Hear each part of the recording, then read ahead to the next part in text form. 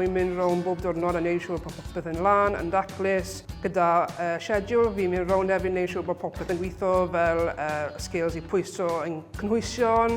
Mae bob dydd yn wahanol. Gallai dod mewn i'r gwaith a wneud NPD work, wneud hufen iâ, caws, sauces.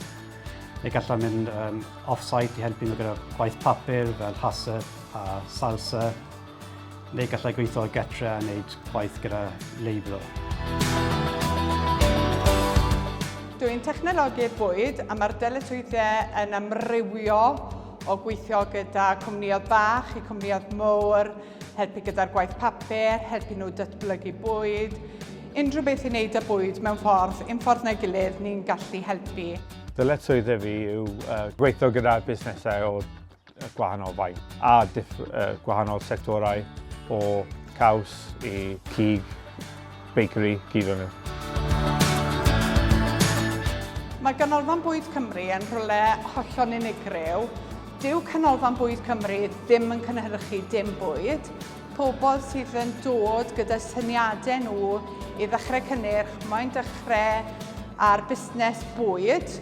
Mewn ffordd dal dwylo nhw o'r man cychwyn ble i gael y cynnyrch, os maen nhw moyn gael shelf life sydd yn hirach. Reit trwyddo'r broses ni'n gwneud yn siŵr bod ni'n dilyn y rheolau sydd yn gyfreithlon gyda diogelwch bwyd i wneud yn siŵr bod e'n saff i pobl i fita. Oedd y gyrfa yma yn edrych yn syniadol i fi achos fi'n licio bach o popeth a dyw 2 diwrnod ddim yr un peth yma. Un diwrnod gallai fod yn pasteurised o llaeth i client, y diwrnod nesaf gallai mynd rownd yn ei gwaith papur, checio bod popeth yn iawn. Fi'n sefyll yn lleol achos teulu. Y sector fi'n gweithio yna sydd llaeth. Mae lot o busnesau llaeth yn yr ardal. Maen nhw eisiau fi sefyll yma. Mae'n teisio gweithio yn Ceredigion yw.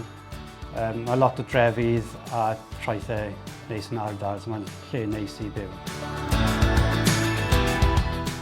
Mae defnyddio yng Nghymraeg o ddydd i ddydd yn help gyda'r cliented achos maen nhw'n mwy hapus i ryw raddau i defnyddio eich Cymraeg nhw. Chi'n gallu gweld rhai weithiau os mae rhai prosesu, mae rhai chi iwso termau Saesneg, ond am y mwyafrif mae'r cliented moyn defnyddio eich Cymraeg nhw i siarad gyda ni. Y sgiliau byddwn ni'n gweud ar gyfer y gyrfa yma yw i fod yn dychmygol, i fod yn hyblyg a fod yn barod i'w wrando ar syniadau pobl. Un rhan o cyngor byddai'n rhoi rhywun sy'n dechrau yn y industry yma yw paid â meddwl bod unrhyw swydd yn rhy fach i ti. Bydd yn barod i wneud unrhyw beth sydd angen i cael y job done, really. Un o'r myth gorau ni'n cael fel y job yma, fel food technologist, yw mae pob un yn meddwl bod ni'n gallu cycynio, ond sef ni'n gallu. Fi'n gallu, ond dim fel chef.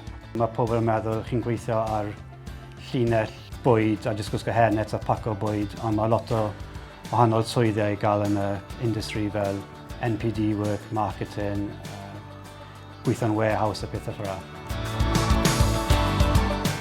Her i bobl i ddod mewn i'r sector yma yw meddwl mai fel jyst bod mwyn geg i nhw Mae fe mwy na hynny a mae mwy iddo fe.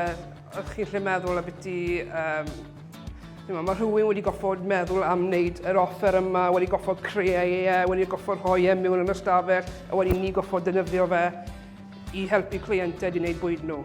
Does dim digon o wybodaeth mas yna ynglyn â beth y faint o gwahanol swyddi sydd i gael i wneud yn y ffatriodd bwyd. Mae pobl o hyd yn gweud cewch am arlwyo bwyd neu cewch am fod yn rhyw fath o chef, ond mae fe'n hollol wahanol i fod yn ffatriodd bwyd i fod fyna. Os ych chi'n hoffi yr gyfraith, mae lot o gyfraith i wneud â fe.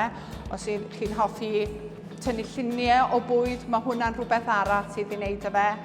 Mae yna amrywiaeth o wahanol swyddi i gael o fewn y diwydiant, felly byddwn ni'n gweud Os ewch chi mewn am un swydd, mae yna ffordd o ehangu a dysgu lot o bethau gwahanol.